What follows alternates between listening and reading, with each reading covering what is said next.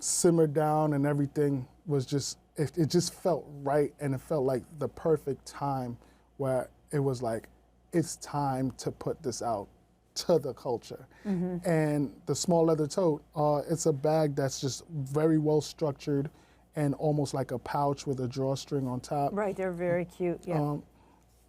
So to me, even just coming up with that, it was just off conversations with women and just having those conversations and just people watching and just seeing how people handle their people bags. handle stuff. Yeah.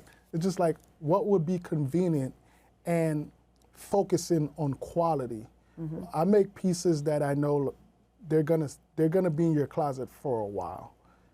Right, and you also do something where you, I think I'm not going to use the right term, you work on utilizing less material, you know, like doing things in a more expeditious and less wasteful way of sure. your production. There's a technical term for that, which I'm not getting out of my head right now. I know, it's not coming to me either. I'll find it in here somewhere. But I think in the climate that we're in, it's wasteful things that just make for hopeful wants. Right. That's always a term that's been used since I was a kid.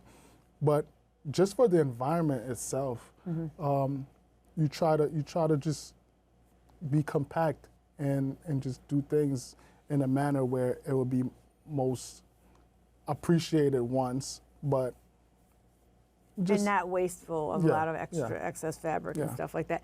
Now, what about the, so we talked a little bit about the crossbody and your toe. What about the... I'm actually launching 2 new bags very soon. One more, a more sizable bag, could fit your laptop, go to work, because my bags are usually for the woman that's into traveling and you brunches. Want to be able to do. But now, those same women are also very powerful in the boardroom. So I just wanted it to be very versatile and show my versatility and show my range. Right, and you have sunnies, you have sunglasses, and sunglasses. you have OGSs, and I always go like original gang. I have to think of the original gangster So the OGs, stuff. I try to do that small leather tote, right? Yeah. And then you got the bucket bag, which and those are like some of them are in patent leather and stuff. Yeah. They're really cool. And you have wallets. Yeah.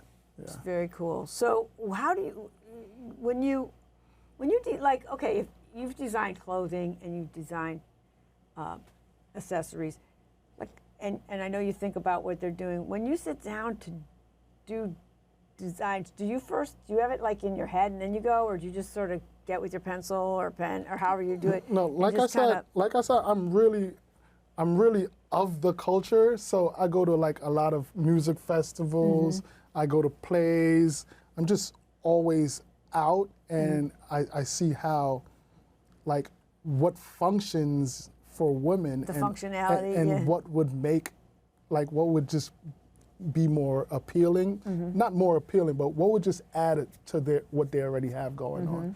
And I kind of have those ideas, and once those ideas come and spark, then I put it to paper. Right. So not necessarily go in and say, oh, I need to make something now. Like, my inspiration comes from what I see. Yeah, what you take in. Yeah. So, and your bags are predominantly, aren't they mostly leather? Yeah, okay. Yeah. And then you have this wonderful thing that you do, because I think you want people to feel great about what they're doing. They come in boxes and they get a personal thank you note. I do a thank you note. They come tied in a bow.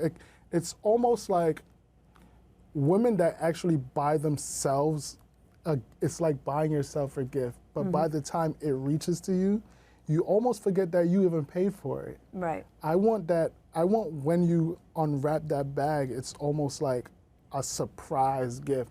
All the emotions that comes from untying a bow, reading a letter that you've received from the designer, like all those different emotions get tied up in just one moment. So it becomes a real special, it's like a little event, like I won't say like getting married, but it's like you know, engaging in your purchase and in yourself. It's the full Maya Winston experience. Right, and I want to talk about too, Maya, your your brand, I guess you say logo. I don't like calling it, but your M with the W, and it's like it's almost like musical in a way. It dances. It has this flow, and yet it's like really strong and stately, and it's like, you know, like I think when you're carrying a bag like that and you're walking with that, it's like I've arrived. I'm here. It's okay, it's very pronounced.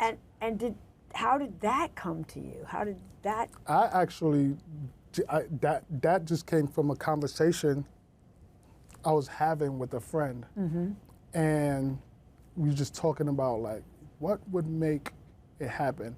This is actually a young lady that I've dated in the past, and while we were dating back in high school, we used to write our names kind of in different ways. Yeah, and because I'm a MW, said, how about you try it, that same font, handwriting, with this, and it just looked so cool. I went and got it developed, and that's how the logo came about. And when you think about it, an M and a W are like almost upside down. It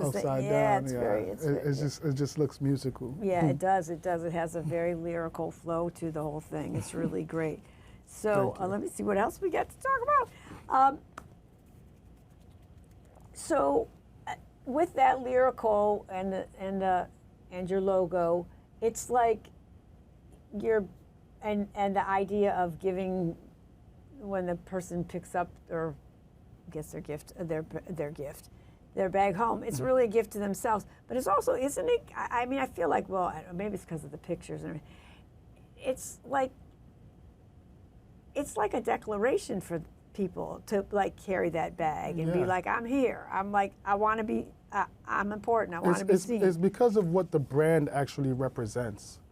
It's not just. Well, it's that also that Jamaican spirit too, where you're just out. You know, you're just out there being you. You know, kind of thing. But Maya Winston as a whole, it represents the culture.